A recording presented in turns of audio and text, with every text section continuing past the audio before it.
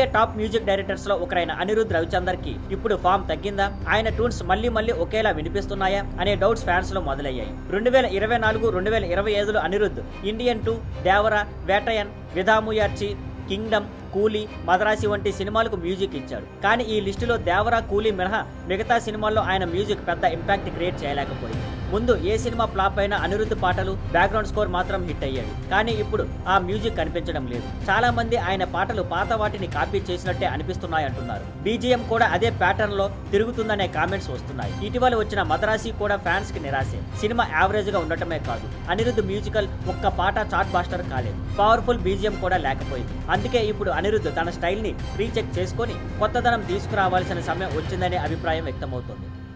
Thank you for watching. Please like, share and subscribe.